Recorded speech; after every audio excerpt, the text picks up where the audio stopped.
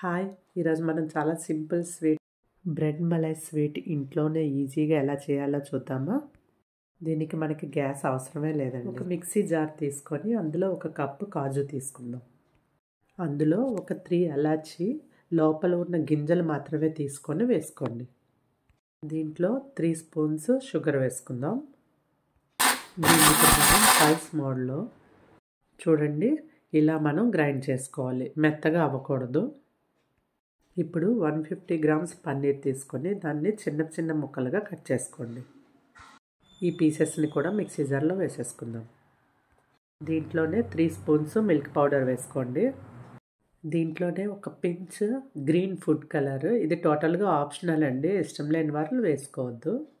ఇవన్నీ మనం మెత్తగా గ్రైండ్ చేసేసుకుందాం.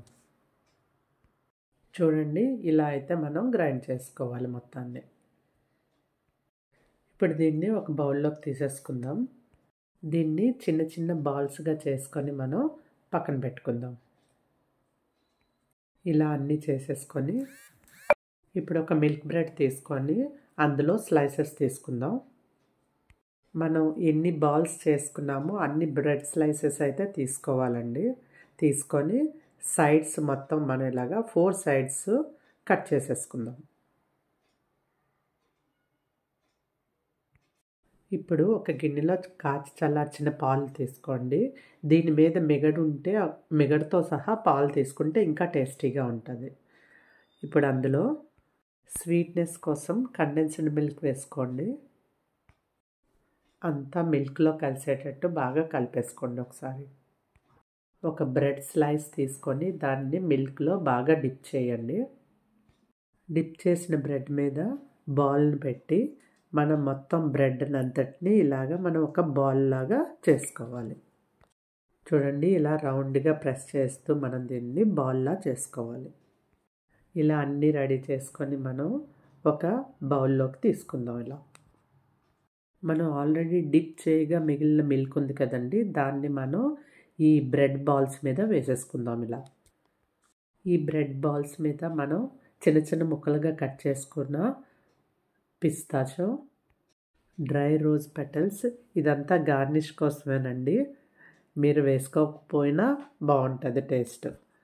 మనం స్వీట్స్ మీద వేసుకునే ఫుడ్ సిల్వర్ ఉంటుంది కదండి, దాన్ని ఇలాగా అక్కడక్కడ వేసుకుంటే మన స్వీట్ షాప్లో ఎంత బాగా ఉంటుంది ఆ స్టైల్ వస్తుంది అంతే.